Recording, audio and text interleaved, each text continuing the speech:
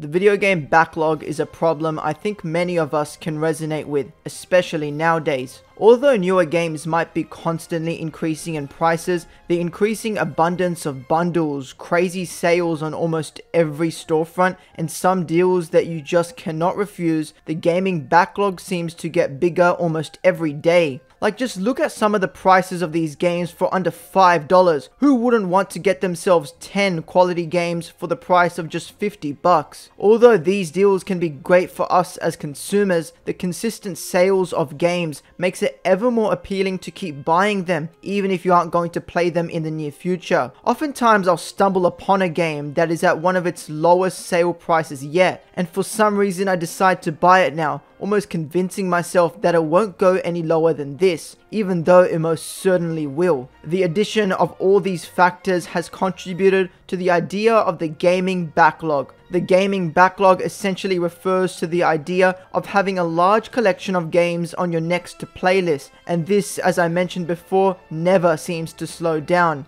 Just recently I purchased all of the Splinter Cell games, Prey and Assassin's Creed Odyssey, and a bunch more, and if I'm being entirely honest with myself, it's going to be a long while until I play these games. There's already so much I want to play and that I have next in my long list of games to play, that buying new games just puts them on a long list that I don't know if I'll ever finish. The entire problem of the gaming backlog has been purported by the fact that games nowadays are more accessible than ever before. Especially on something like a PC, you have so many options to choose from, with the Steam library itself consisting of thousands of games that never seem to end. I'll often just be browsing through the store looking at one game that looks kind of interesting on its cover, and I'll be instantly enticed to buy it. The fact that I can instantaneously purchase games from all genres and generations of gaming in seconds at extremely cheap prices makes it a haphazard situation of why not buy it at that point. Don't get me wrong, I absolutely love the increasing prominence of sales on almost every storefront, with some storefronts trying to one-up each other in order to ensure someone buys a game on their platform first. At this very moment, Steam's gigantic winter sale has some absolutely amazing deals for games that makes it so hard to resist.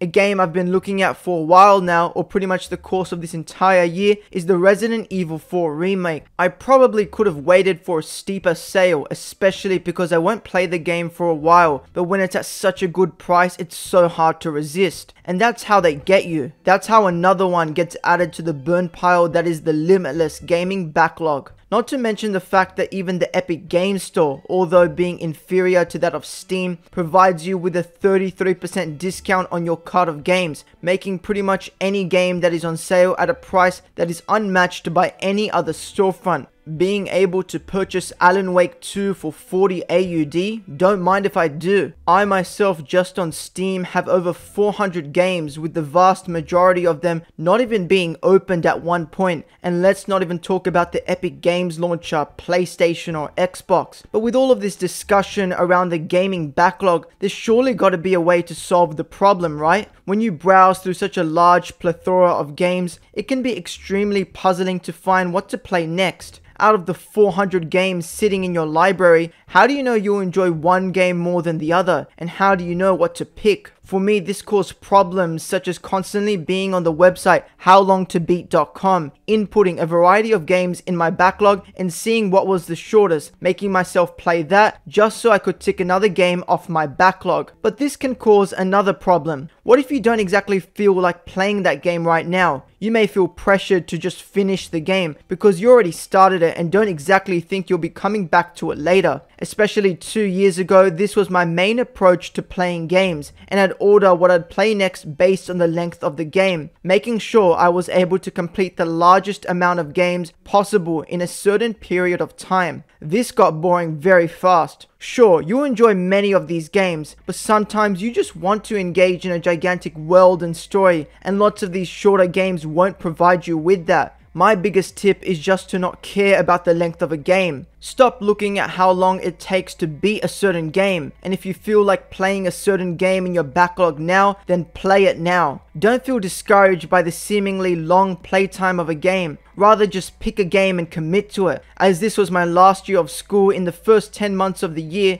gaming was pretty limited for me. If you work full time or have any other commitments, you'll also relate to this. This can kind of make the prospects of playing a super long game or trilogy kind of daunting, to the point where you just start searching for experiences that are closer to 6 to 10 hours long. It took me 20 hours to beat Mass Effect 2, but this was over the course of a month as I slowly picked away at the game. But I enjoyed it so much, as the trilogy was a game series I really wanted to play, and I told myself not to be discouraged by the long playtime that I would need to finish this series. And sure enough, it may have taken a while, as from February to June I would slowly and gradually pick away at the trilogy, but the Mass Effect series now is my favorite gaming series of all time. So please just pick what you want to play right now, regardless of how long it is, and commit to one game at a time. That's another problem with the gaming backlog. You may feel enticed to play multiple games at the same time, but eventually you'll get utterly confused by juggling all these different stories and games around, that each experience isn't as special as it could be, which may really take the experience of playing that game out of proportion. Committing to one game at a time also can speed up the process of the backlog completion,